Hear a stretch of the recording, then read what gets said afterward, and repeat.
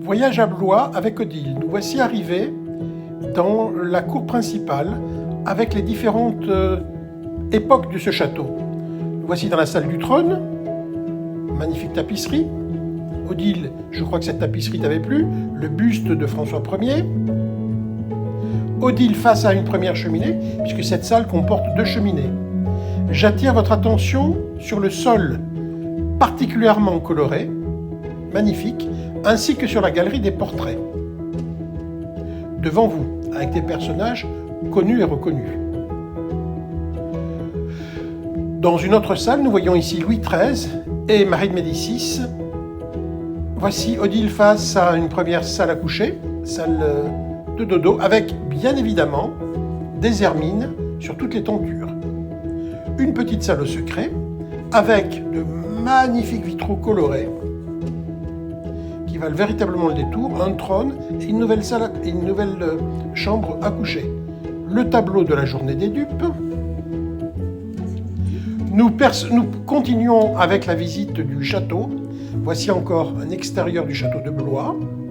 Nous prenons des escaliers extérieurs pour aller au 2e étage et enfin arriver dans la salle des états généraux où le roi réunissait le clergé, la noblesse et le tiers-état.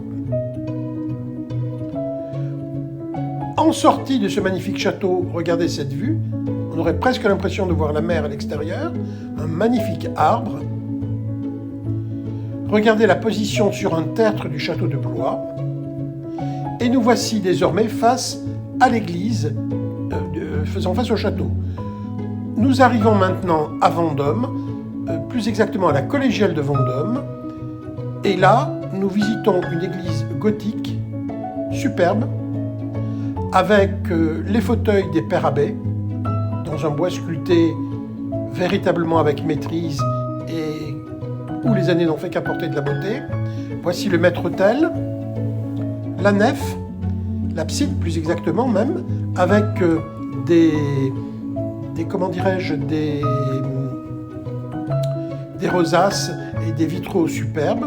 Voici l'extérieur de la collégiale, avec des gargouilles moussues, car il y avait beaucoup de mousse. Et je pense que ce sera tout pour la visite de Vendôme, qui terminera notre visite de cette première journée.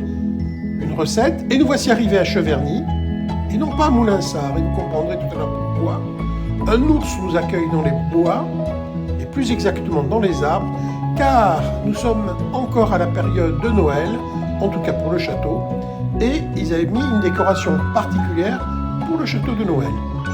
Château très joli, mais très chargé avec ses décorations de Noël, il faut aimer. En tout cas, le château n'est pas très grand, mais il est très bien agencé. Les pièces sont très bien entretenues, avec beaucoup de goût. Et il y a vraiment des reproductions de scènes pratiquement dans chaque pièce, et c'est fort agréable à visiter.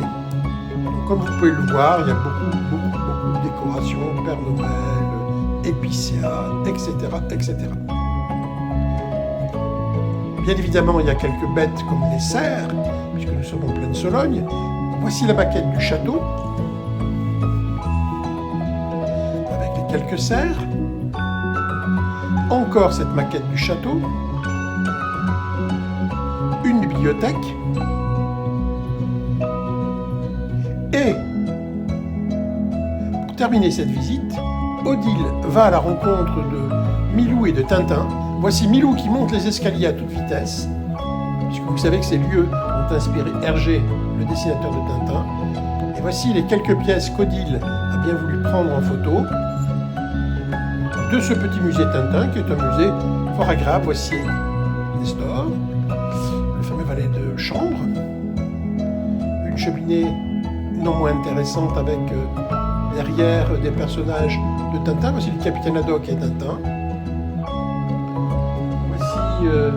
L'image de la licorne, le fameux bateau, et l'aïeul du capitaine Haddock, avec le bateau dont vous vous rappelez. Voici donc le château de Moulinsart dans les œuvres de Tintin, qui est la reprise du château de Cheverny. Ensuite, Odile a pris quelques photos de personnages. Voilà. nous allons terminer cette galerie de portraits par les principaux habitants du château également. Ce sont les chiens de la magnifique meute de Cheverny qui compte pas moins de 80 chiens. Et il est temps maintenant de vous dire au revoir et merci pour ce très beau voyage à Blois et à ses environs. À très bientôt sûrement sur la chaîne Bernard Attal et Odile. À bientôt. Au revoir.